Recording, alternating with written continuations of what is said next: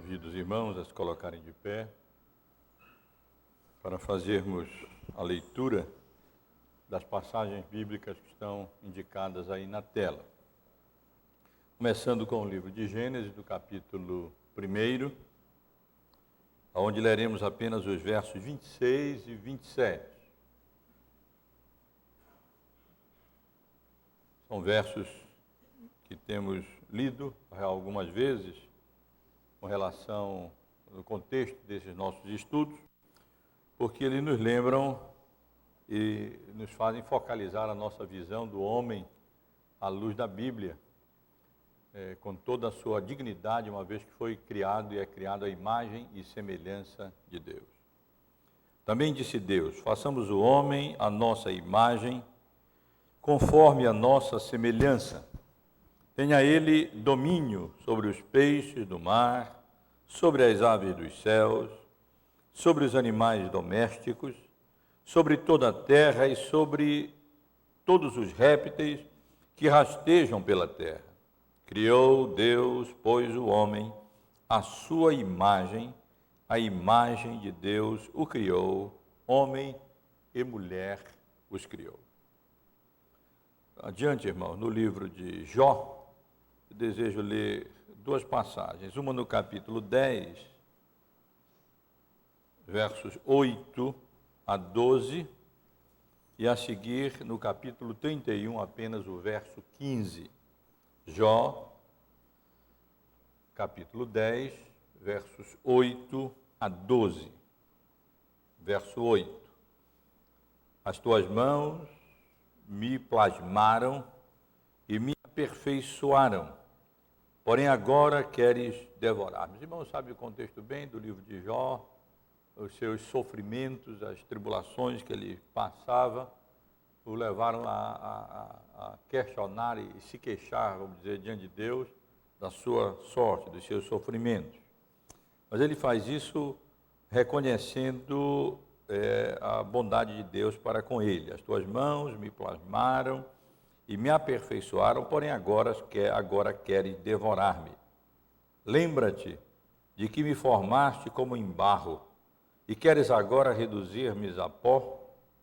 Porventura não me derramaste como leite, e não me coalhaste como queijo? De pele e carne me vestiste, e de ossos e tendões me entreteceste. Vida me concedeste na tua benevolência, e o teu cuidado a mim me guardou. E no capítulo 31, apenas o verso 15. Aquele que formou no ventre materno, aquele que me formou no ventre materno, não os fez também a eles? Ou não é o mesmo que me formou na madre? Aqui Jó argumenta na sua justiça de que ele com retidão e justiça tratou os seus servos. Versículo 13. Se desprezei o direito do meu servo ou da minha serva, quando eles contendiam comigo, então o que faria eu quando Deus se levantasse?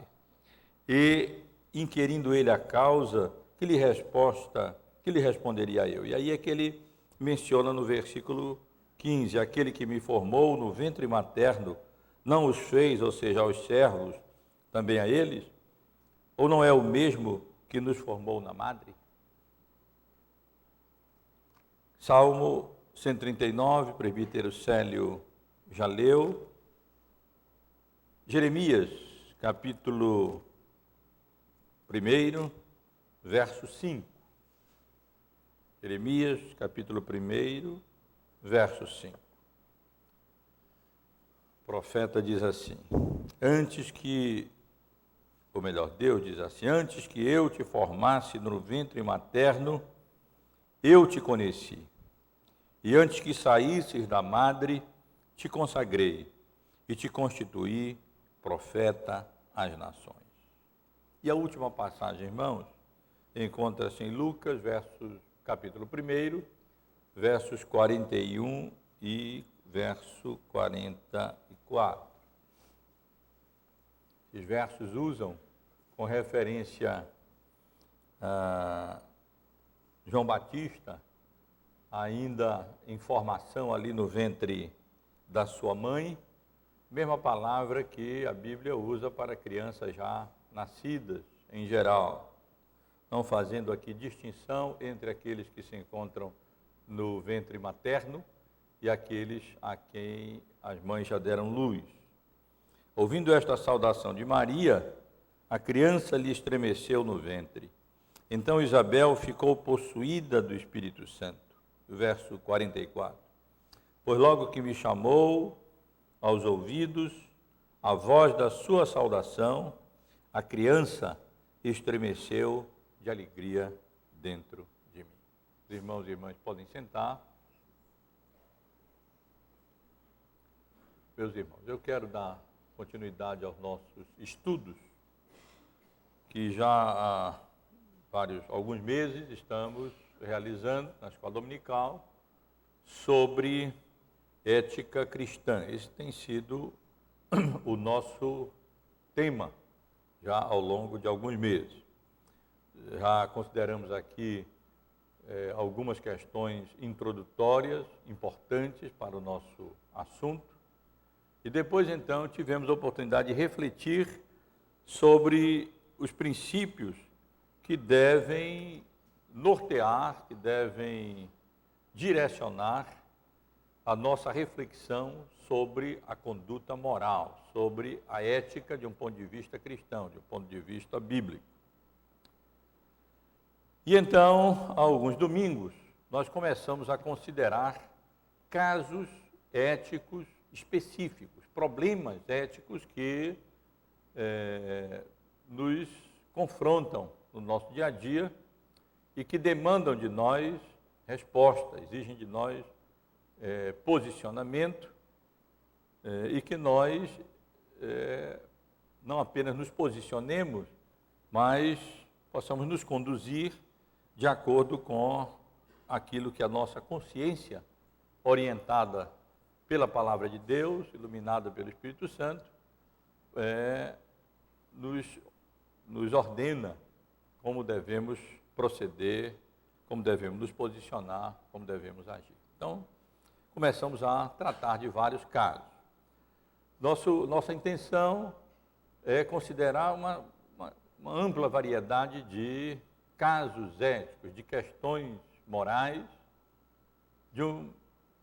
seguindo uma ordem mais ou menos cronológica, desde a concepção humana, casos, problemas éticos relacionados à concepção, a vida humana, a nossa conduta moral durante a vida, e até questões relacionadas à morte. Se Deus permitir, durante os próximos meses estaremos considerando esses assuntos. E começamos, como mencionei, considerando casos relacionados à concepção. Já tivemos a oportunidade de refletir sobre a questão da contracepção, o uso de métodos contraceptivos para evitar a concepção, para evitar a procriação. E nos domingos anteriores, estivemos juntos considerando aqui algumas técnicas de reprodução humana, sempre refletindo sobre a legitimidade ou não da utilização dessas técnicas do ponto de vista cristão. Consideramos a questão da inseminação artificial, tanto pelo cônjuge como por doador. Vimos que o primeiro pode ser legítimo, o segundo não. A questão da gestação por substituição, vulgarmente conhecida como barriga de aluguel, mãe de aluguel. E no domingo passado refletimos, à luz da Bíblia, sobre a técnica da fertilização in vitro para a reprodução ou a procriação humana. E hoje, meus irmãos, não apenas hoje, mas hoje e no próximo domingo, eu desejo considerar com os irmãos a questão do aborto. É um tema que certamente merece a nossa reflexão. Como eu disse, eu vou dividir esse estudo em duas partes. Nós vamos começar a tratar dessa questão hoje, e hoje eu vou abordá-la apenas em termos mais gerais, né? Mesmo as passagens bíblicas que eu li há pouco, eu só vou considerá-las mais pormenorizadamente no próximo domingo.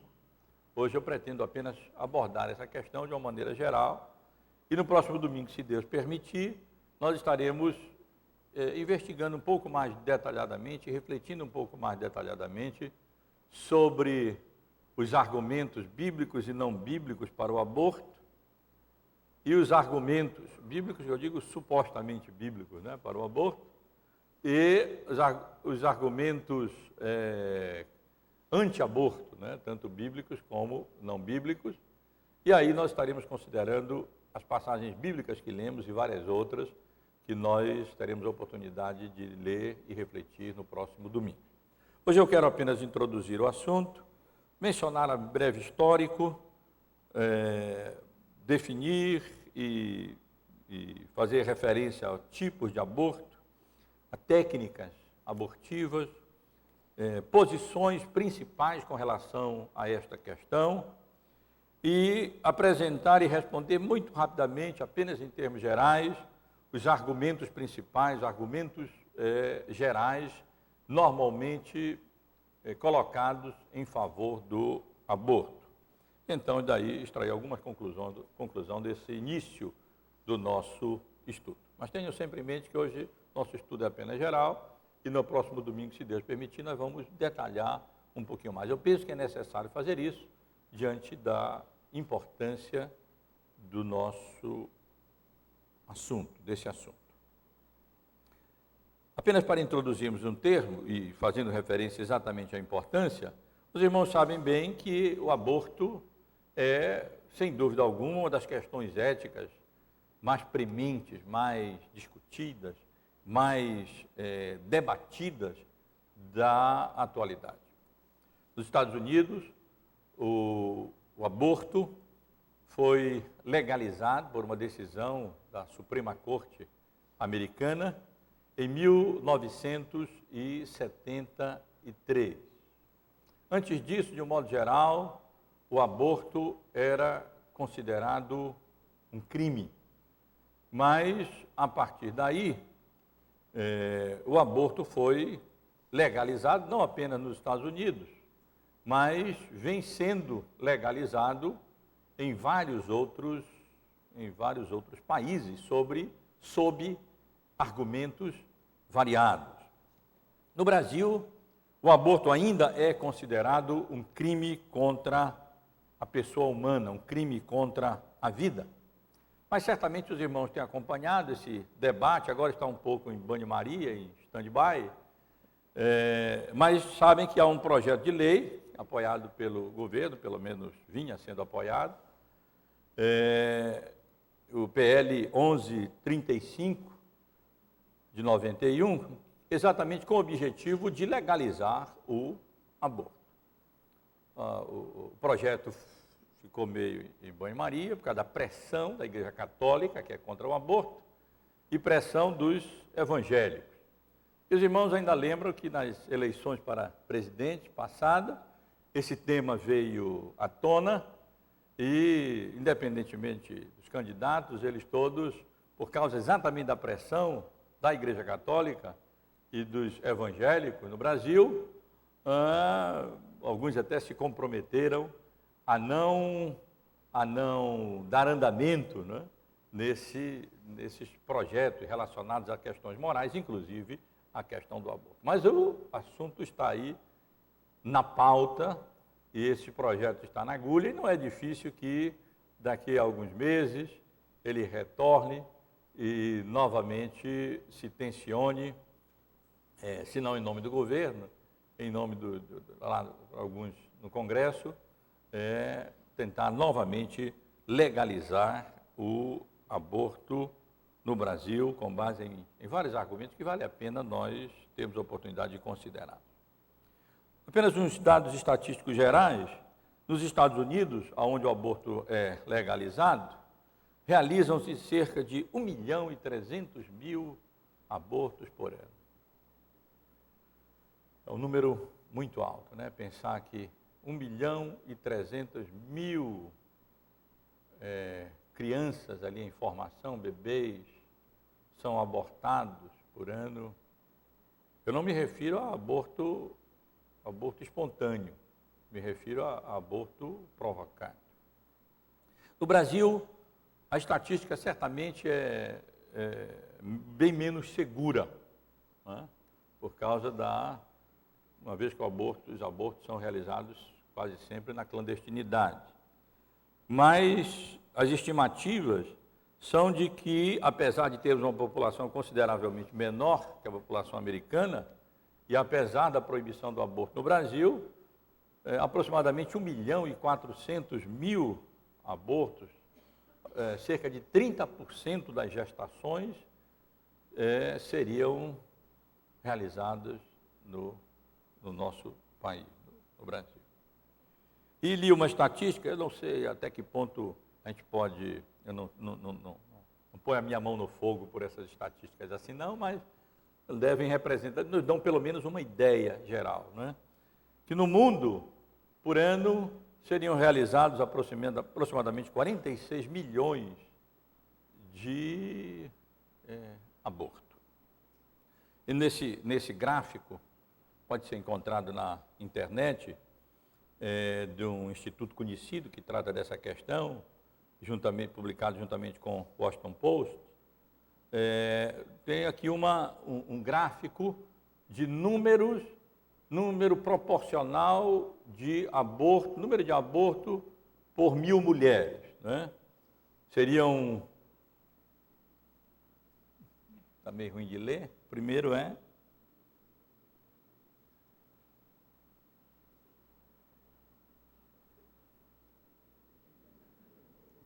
alguém consegue ler o primeiro? Chile. Não. Bom, deixa o primeiro para lá, que não está dando para eu ler. Depois Holanda, 6. Depois Japão, 13 abortos por 1.000 mulheres. Inglaterra também, 15. Canadá, Austrália, 17. Suécia, 19. Estados Unidos, 26. Abortos por 1.000 mulheres, eu não sei bem como é a contagem, mas dá para ter uma proporção comparando um com o outro. No Brasil, 36, China, 38, Cuba, 55, Bósnia, 65, Estônia, 70, Rússia, 120, Romênia,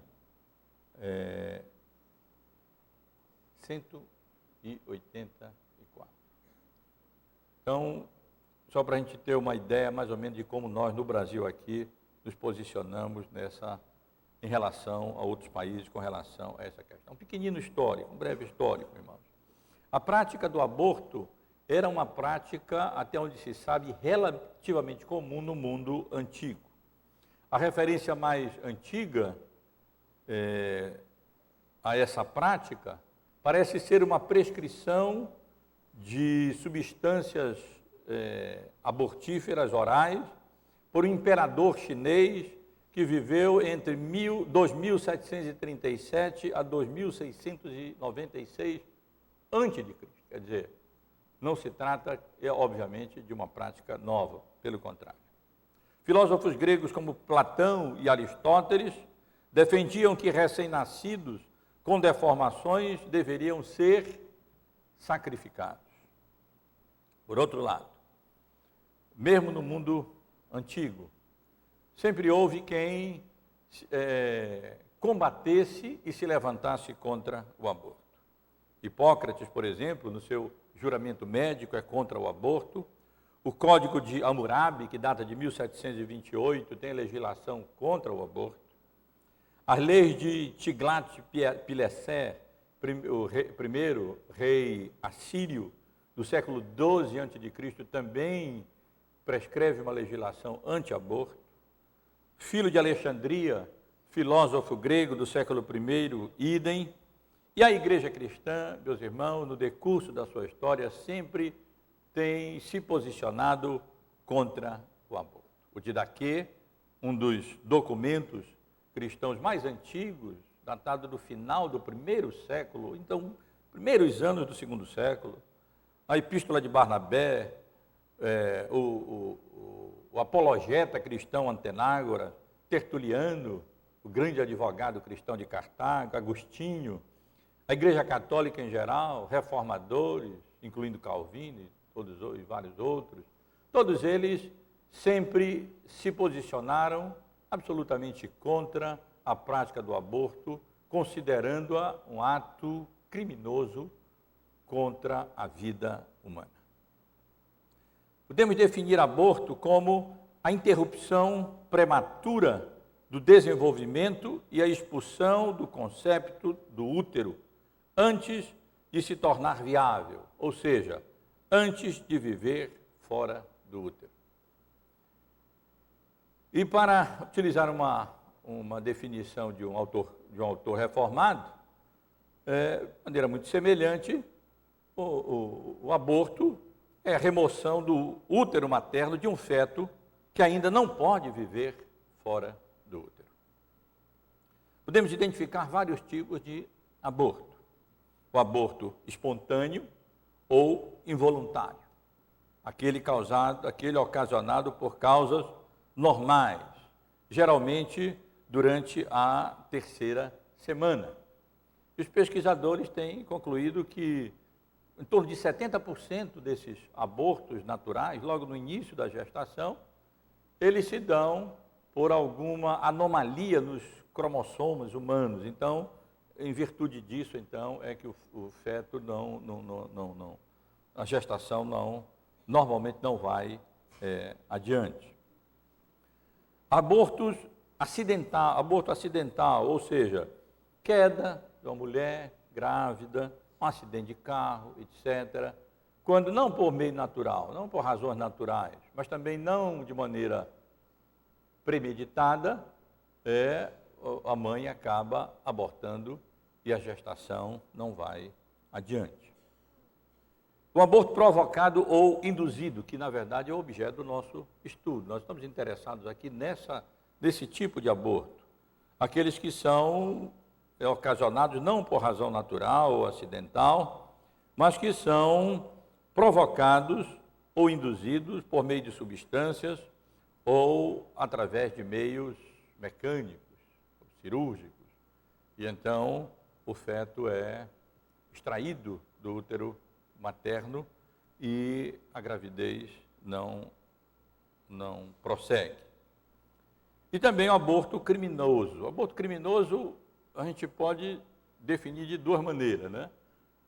Nos países onde o aborto não é permitido, todo aborto que não ocorre dentro daqueles casos excepcionais, em risco de vida da mãe, estupro, então esses casos são considerados abortos criminosos, porque eles são ilegais. Mas também podemos chamar de abortos criminosos aqueles outro tipo de aborto quando a mãe sofre violência, não é? Como num assalto, um tiro, alguma coisa assim externa, violenta, e então criminosamente a mãe vem a abortar. O Antigo Testamento tem legislação contra isso, nós vamos considerar na semana passada, quando alguém fere uma mãe e ela vem a ter o seu filho prematuramente. E aí nós temos legislação no Antigo Testamento com relação a se a criança nasce bem ou se ela vem a falecer, sofrer dano, e então nós vamos ver como é que a Bíblia trata essa questão. Mas são alguns tipos de aborto. Com relação a técnicas, irmãos, abortivas, para que a gente tenha uma visão geral, evidentemente que aquilo que eu vou falar aqui, eu falo como leigo, né? Um médico pode fornecer informações mais específicas sobre isso, mas é aquilo que eu pude me informar e ler sobre o assunto, e não custa tratar e resumir um pouquinho para que a gente tenha uma ideia de como os abortos são realizados. Eles são realizados, uma das maneiras é por meios mecânicos. Geralmente talvez seja o mais comum. O mais tradicional é por meio da curetagem, quando, através dessa maneira, se dilacera o feto e se raspa a parede do útero com uma cureta, um instrumento semelhante a uma colherzinha amolada. eu peguei uma imagem na internet e vou já mostrar para os irmãos. Então, essa é uma das maneiras tradicionais, né? Através desses instrumentos, o feto ali isso se dá geralmente ainda nos primeiros meses de gestação, quando ocorre aborto nos primeiros meses de gestação, e aí então se realiza esse tipo de operação, de intervenção. Outra maneira, já um pouco mais moderna, parece que desde 1967, alguma coisa assim, utiliza-se a aspiração ou a sucção. Dessa maneira, aspira-se o feto por meio de um tipo de um aspirador. Isso pode ser utilizado até o 3º mês. Dilata-se, parece que o colo do útero, alguma coisa assim. E eu tenho uma foto aqui do tipo de instrumento, insere-se esse instrumento de uma maneira bem possante, aquilo suga tudo lá de dentro, tanto o feto despedaçando e arrancando lá de dentro. Outro meio, utilizado após o 3º mês de gestação, é uma combinação dos dois anteriores, a curetagem e a sucção. Dessa maneira, dilacera-se o feto já maior, com algum instrumento mecânico, vamos dizer, esmigalha-se os ossozinhos já sendo formados, do crânio e dos ossos em geral, e depois, então, tudo é sugado por meio desse instrumento médico de sucção. E também, já em gravidez mais avançada, segundo eu pude ler, utiliza-se a histerectomia, ou seja, um pequeno corte cirúrgico por meio do qual o feto é extraído e, se ainda estiver vivo, é deixado até que ele morra. Além desses meios mecânicos, pelo menos de uma maneira assim não legalizada, né? Não médica, muitas vezes, muitas pessoas usam substâncias, drogas e plantas com o intuito de provocar aborto. Geralmente substâncias tóxicas, inorgânicas, como arsênio, antinômio, chumbo, cobre, ferro, fósforo e ácidos, que tomado numa determinada quantidade, acaba matando o feto e então ocorrendo o aborto, o que isso pode causar, muitas vezes, segundo eu li, dano de saúde para a mãe, pode ser muito perigoso para a mãe.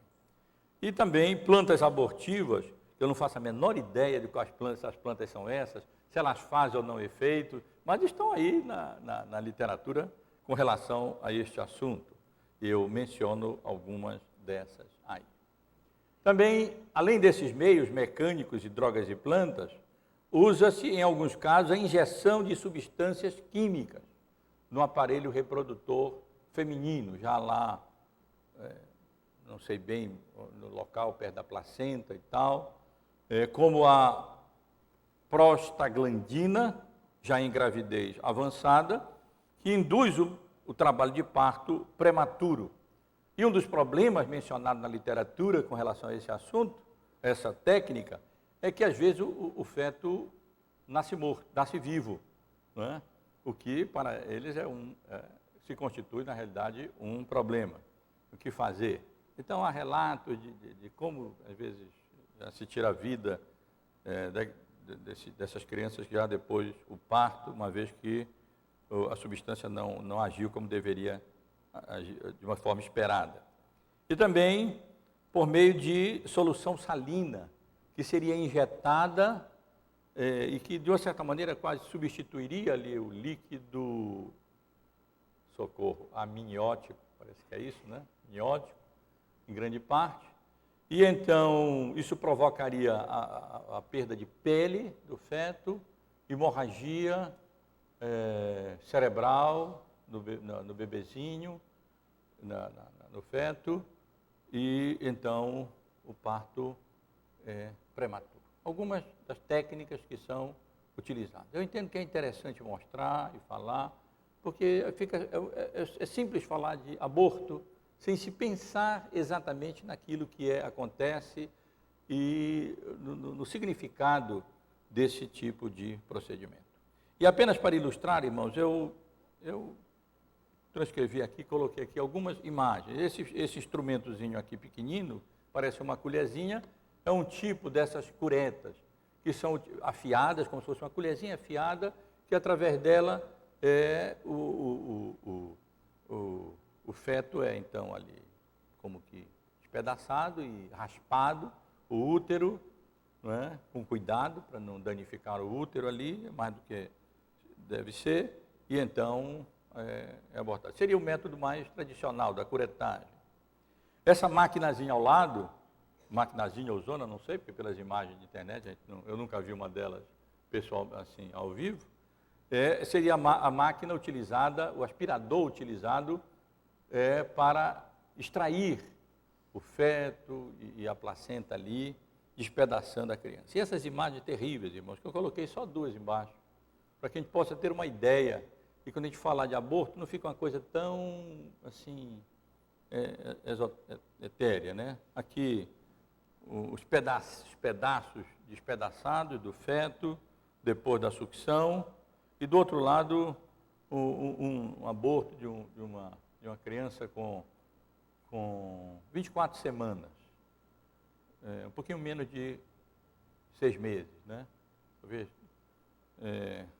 de gravidez, após ser extraída do ventre da mãe, morta, claro, né? na condição que a gente pode ver aqui. Evidentemente, se os irmãos fizerem uma pequena pesquisa na internet, vão encontrar várias imagens relacionadas a esse assunto. Em termos gerais, nós podemos dizer que existem 3 posições com relação ao aborto. Uma delas que pode ser chamada de aborto on demand, ou seja, aborto por qualquer motivo, né? Assim como tem outras práticas on demand, aqui também seria, usando esse termo em inglês, né, dar essa ideia de aborto por interesse da própria pessoa, né, por escolha da própria pessoa, aborto por qualquer motivo. Esse tipo de posição revela uma visão secular sobre a vida humana, autodenominada de pró-escolha. A ideia é, a mãe é soberana, ela tem direito de escolher se quer ou não quer ter o seu filho. E, portanto, por qualquer razão que ela argumentar, como na prática ocorre nos Estados Unidos, ela pode ir a uma clínica de aborto e então abortar. Ainda com relação a essa posição, para eles, de modo geral, o feto não é um ser humano. Ele é um ser sub-humano, não humano, um ser não pessoal. Ele é ainda um amontoado de células e, portanto, não pode ser considerado ainda como humano. Ele é tido como parte do corpo da mãe e, portanto, como parte do corpo da mãe, ela tem direito de fazer com o seu corpo aquilo que bem desejar. Ela tem autonomia para recorrer ao aborto. Um dos defensores dessa posição, do aborto por qualquer motivo, ou pró-escolha, no sentido de pró-escolha da mãe, é Joseph Fletcher. Nós já vimos o nome dele aqui, ligado à ética situacional. E Joseph Fletcher escreve com relação a esse assunto, dizendo que gravidez indesejada é uma doença venérea. A real questão ética, diz ele, não é se podemos justificar aborto, mas se podemos justificar gravidez compulsória.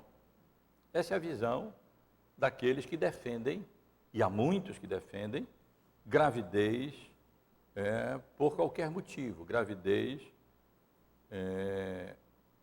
pela escolha da mãe, considerando-se que, nesse caso, a mãe é soberana sobre o seu corpo, o feto não é um ser humano, no máximo seria sub-humano, certamente não um ser pessoal, ele simplesmente é como se fosse um apêndice da mãe, faz parte do seu corpo e, portanto, ela tem direito de realizar por várias razões. Nos Estados Unidos, por exemplo, a principal razão para o aborto é o empecilho que o nascimento dessa criança ocasionaria para os estudos e para a carreira da mãe. Também problemas financeiros, teria dificuldade para criar o filho, e aí então recorre ao aborto. E ainda gravidez fora do casamento. E aí então o companheiro não quer o filho, ela não quer ser mamãe solteira, os pais rejeitariam a gravidez, a criança, e então apenas de 0 até no máximo 2% dos casos de aborto nos Estados Unidos são com referência àqueles casos em que a vida da mãe se encontraria em risco real se a gravidez fosse levada adiante. Uma segunda posição intermediária com relação ao aborto é aquela que podemos chamar de aborto terapêutico, ou seja, defende-se que o aborto poderia ser realizado por razões médicas, mas geralmente razões médicas no sentido bem geral, bem amplo. Essa posição revela uma visão humanista da vida. O homem é o padrão ali de todas as coisas, no caso, a mulher. O feto é apenas potencialmente humano ou subpessoal. Seu direito à vida, é claro que ele tem direitos maiores, segundo os proponentes dessa abordagem, maiores do que as coisas, do que animais, mas seu direito à vida deve ser avaliado diante dos direitos da mãe e do direito da sociedade. Para esses, o aborto é legítimo em caso de problemas de saúde da mãe, não necessariamente problemas que envolvam perigo de vida, problemas psicológicos, estupros, deformações ou malformações genéticas do feto, seriam casos legítimos ou envolvendo indicações médicas gerais, né, para a realização de aborto. Estejam certos que vários desses argumentos são utilizados no debate jurídico aí, legal, com vistas à instituição do aborto no Brasil. Segundo essas pessoas, ninguém pode impor à mãe, à família e à sociedade o ônus de criar e cuidar de uma criança com deformações, especialmente quando a expectativa de vida desse feto, dessa criança, é limitada. Ou seja, essa abordagem para com o aborto defende que há várias razões que podem legitimar o aborto, envolvendo a saúde geral da mãe, envolvendo problemas de saúde da mãe e envolvendo problemas graves, sérios de saúde do feto. E aí, então, essas várias razões legitimariam o aborto. E uma terceira razão, uma terceira abordagem, é a abordagem provida da mãe e provida do feto, da criança. E ela sustenta que existe apenas um caso em que o aborto seria legítimo, para salvar a vida da mãe. Essa abordagem manifesta uma visão cristã e bíblica da vida humana. O feto não é um sub-humano, não humano, ou potencialmente humano.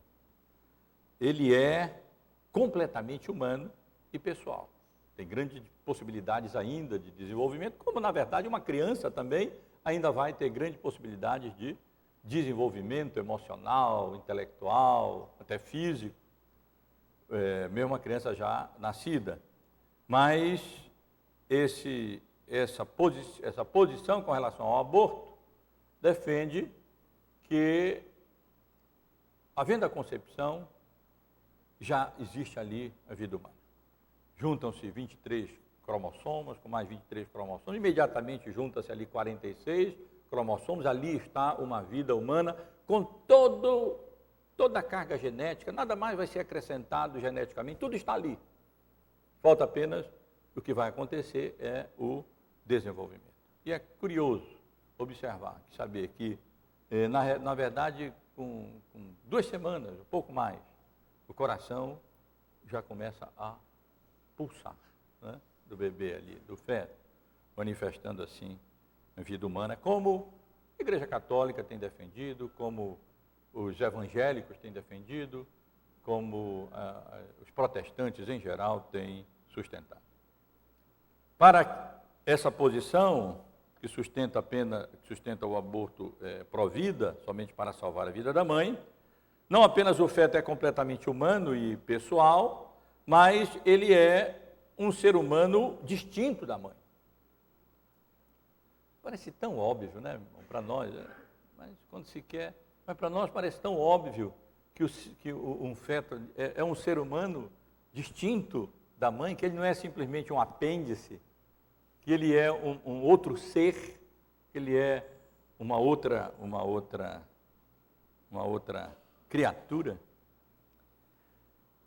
E, portanto, nessa posição, legítimo, o aborto seria legítimo apenas nos casos raros, cada vez mais raros, em virtude do desenvolvimento da ciência, quando ele é estritamente necessário, ou seja, quando a continuação da gravidez implica em risco real de vida para a mãe, como, por exemplo, câncer de útero, gravidez tubária, pelo menos foram 2 casos que eu li a respeito, onde, na realidade, muitas vezes é preciso escolher. E a escolha, muitas vezes, será entre nenhuma vida e a vida da mãe. E salvar a vida da mãe. Porque, praticamente, fatalmente, ela acabará falecendo. Nem sempre, não é? Às vezes pode haver a possibilidade, um risco grave, seríssimo, a mãe poderá morrer, ou quase que certamente morrerá, mas a gestação poderá ser viável. Neste caso, ainda assim, quando a gravidez for viável, a mãe ainda pode optar pela vida do bebê. Se não seria eticamente necessário, seria um caso excepcional, não é? Mas ela ainda poderia até optar pela vida do bebê. Porque o ponto é que o aborto só seria eticamente aceitável quando, pelo menos, tem que se escolher entre 2 vidas, entre a vida da mãe e a vida da criança. Com a vida do bebê depende, na verdade, da vida da mãe, então reconhece-se em geral que é ético, neste caso, para salvar a vida da mãe, não permitir que a gravidez se desenvolva. Apenas alguns argumentos gerais, irmãos, e respostas, argumentos pró-aborto e algumas respostas gerais. Domingo que vem, se Deus permitir, vamos entrar em detalhes.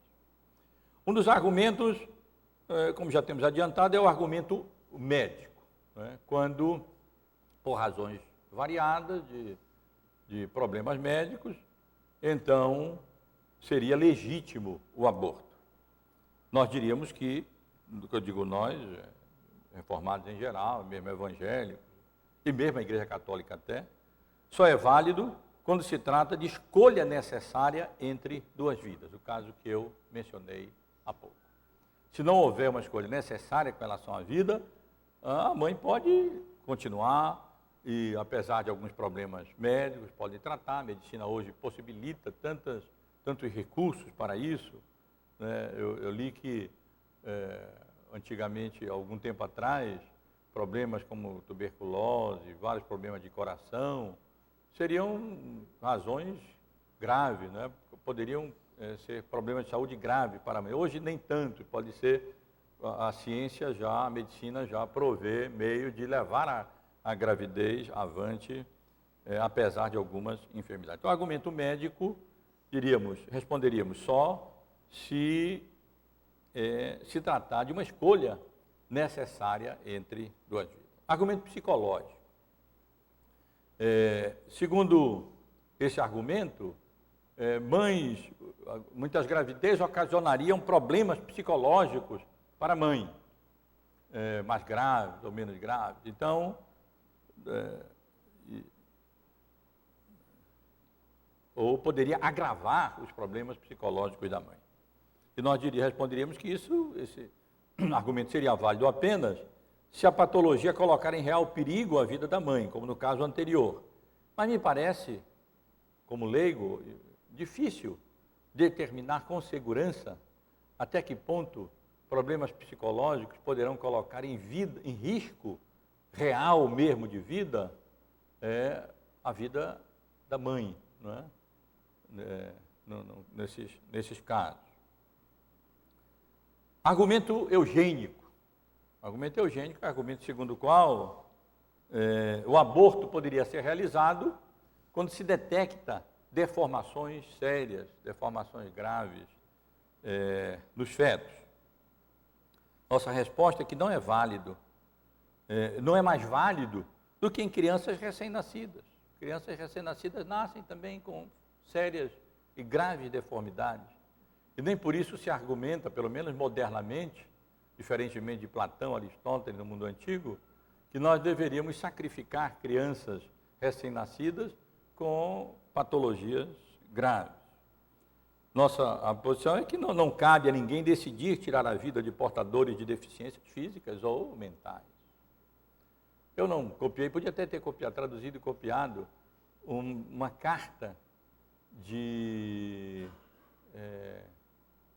duas pessoas que nasceram, esqueci agora a doença, que nasce sem membros, um nasceu sem as mãos, sem os braços, outro sem os braços e sem as pernas, e eles já adultos escreveram uma carta no auge desse debate nos Estados Unidos, em favor do aborto, com base no argumento eugênico, dizendo que davam graças a Deus que a mãe deles não haviam optado por essa opção e que eles louvavam a Deus, com gratidão a Deus pela vida que Deus deu a eles, mesmo não tendo mãos, mesmo não tendo pés, mesmo não tendo pernas, eles eram seres humanos, não seres sub-humanos, e davam graças a Deus por não terem sido abortados pelo argumento eugênico, ou com base no argumento eugênico. Argumento judicial, os irmãos ouvem certamente muito. Em caso de estupro,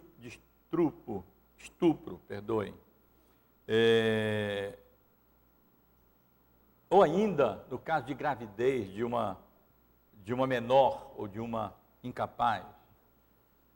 A nossa resposta é que o inocente não pode ser sentenciado à morte por causa do crime de outras pessoas. E que nesse caso, a melhor resposta é amor, amparo para uma mãe que sofreu uma violência dessa natureza e acabou engravidando. É raríssimo isso acontecer. Eu digo a gravidez, né? Apenas um percentual mínimo, muito pequeno mesmo, em torno de 1%, alguma coisa assim, acontece de uma mulher engravidar ao ser estuprada. Porque tem que estar no período certo da mulher, exatamente naquele momento, o estupro tem que ser consumado até o final, coisas que geralmente acabam apenas um percentual muito pequeno. Mas quando acontece, apesar de ser uma situação difícil, uma situação terrível, não há nada que justifique uma outra injustiça com alguém, uma criança, que não teve absolutamente culpa nenhuma do que aconteceu, para solucionar uma injustiça e uma crueldade anterior. Uma crueldade e uma injustiça com a criança gerada não se justifica como resposta ou como solução para uma crueldade e uma injustiça cometida por um criminoso com uma mulher. Ele é que deve ser criminalizado, ele é que deve ser penalizado, ele é que deve ser condenado, e não o inocente que foi gerado, que não tem absolutamente culpa nenhuma daquilo que aconteceu. Se por causa do trauma, e é um trauma certamente terrível, for muito difícil para a mãe criar o filho, ainda resta o caminho da adoção. Existem tantas pessoas, milhares de pessoas, desejando adotar crianças, essas crianças poderiam muito bem ser adotadas. Ela não precisaria ser exterminada. E ainda o argumento social. Muitos, na verdade, a grande maioria, a vasta maioria dos abortos são realizados por problemas financeiros, habitacionais, carreira, estudos, rejeição familiar. Essas são as principais razões para aborto. Quando o anticoncepcional não funciona, vem uma gravidez não desejada, e aí, especialmente no Brasil também, só que a gente não tem esses dados e a coisa não é transparente, porque por causa da ilegalidade, né? Mas em países onde isso já é legal, os dados são mais concretos, e aí as razões são, de modo geral, em grande parte essas, problemas financeiros. Os Estados Unidos, a minha casa é muito pequena, não poderia comportar mais uma criança. Então, aborta. Por causa da carreira, por causa dos estudos e, como já mencionei, por causa da rejeição familiar. Isso é um caso sério, não é? Bem mais sério do que os outros, mas que não justifica, evidentemente, o aborto. Cabe aí ensino, instrução, não é? Conscientização dos pais de uma jovem, que o fato de uma jovem ter engravidado fora do casamento, ela não deve ser pressionada ao ponto de ela recorrer a um aborto, né? Os pais, está errado, condenável, e os pais não precisam justificar o ato, nem a igreja justificar o ato, mas deve dar o apoio e amparar para que não tenha condições mínimas de então ter o seu filho, não ser levada a esse ponto de pensar ou mesmo realizar aborto. É bom lembrar, meus irmãos, que bebês não são concebidos por geração espontânea, né? Não. Um homem e uma mulher têm um ato sexual. E quando eles têm um ato sexual, eles estão... Uma das possibilidades é a concepção de uma criança. Pode não acontecer, pode acontecer. Os métodos também contraceptivos não são infalíveis, podem falhar. E, portanto, as pessoas não devem, às vezes, apelar para o aborto. Às vezes a gente ouve argumentos do aborto, parece que apareceu ali do nada, foi geração espontânea. O homem e a mulher, eles não fizeram nada, né? Simplesmente apareceu um filho ali. É claro que nós somos responsáveis pelos nossos atos. E se um homem ou uma mulher tem relação sexual no casamento ou fora do casamento, eles têm que ser responsáveis pelo ato que eles estão realizando e as possíveis consequências. Assim como alguém que, embriagado, pega no volante e vai dirigir, ele sabe que ele pode causar um dano, pode causar a morte, e, portanto, ele pode ser até penalizado por essa ação. Ele tem que esperar, as consequências poderão advir daí.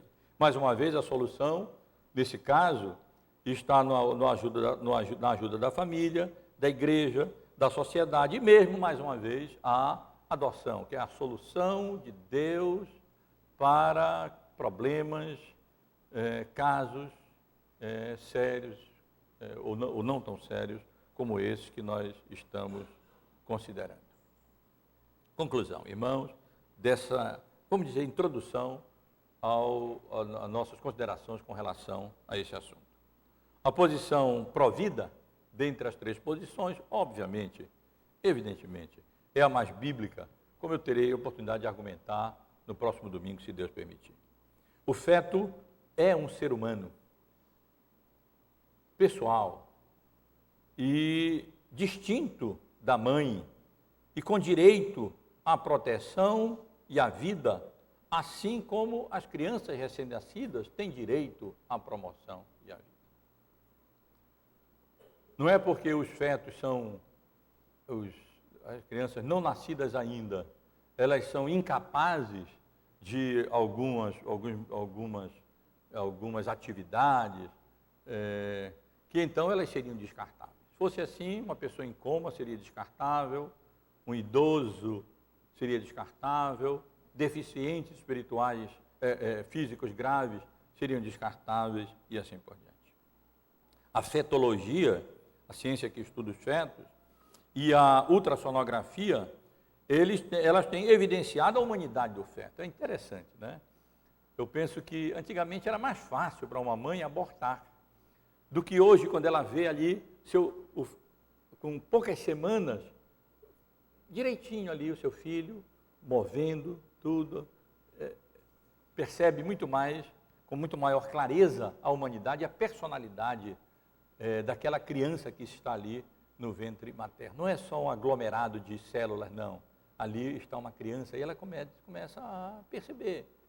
E a fetologia, uma ciência nova que tem estudado o feto já ali no ventre materno. Cirurgias têm sido realizadas em crianças dentro do ventre materno, em fetos dentro do ventre materno, e solucionado já problemas ali antes de nascer.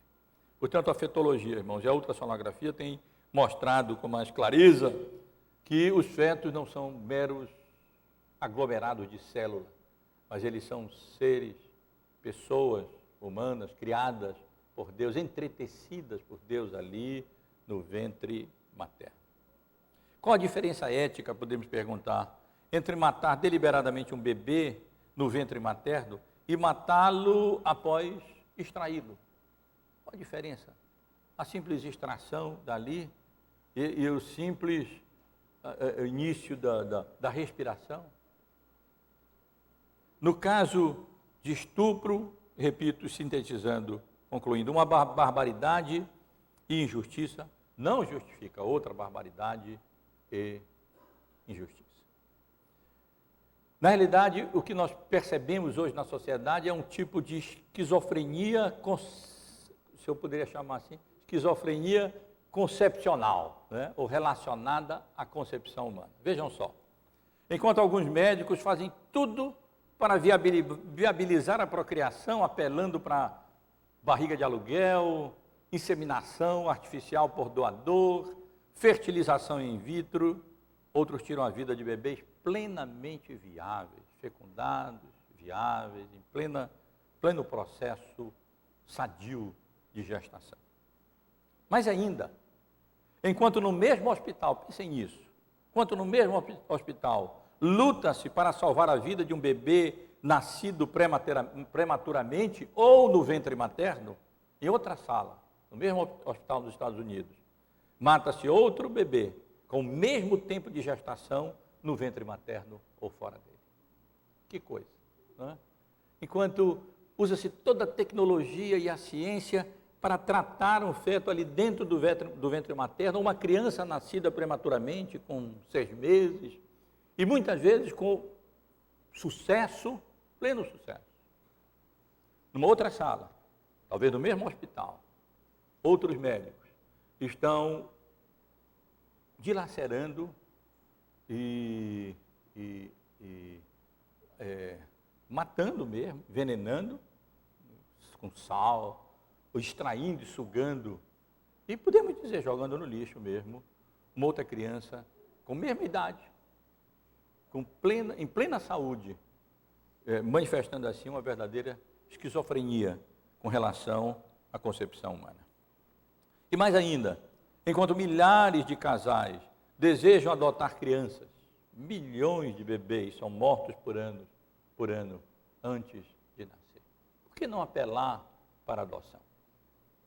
Já que não quer mesmo o bebê, errou e não tem mais jeito, já concebeu, e não quer mesmo de forma alguma, pela dureza e falta de humanidade do coração humano, muitas vezes, com raras exceções, então por que não doar para que outros casais, milhares de casais, desejam adotar filhos e às vezes passam anos em fila de espera, aguardando, possam então adotar essas crianças. Apenas para concluir, meus irmãos, destaquei duas passagens para nos fazer pensar sobre a vida humana à luz da Bíblia.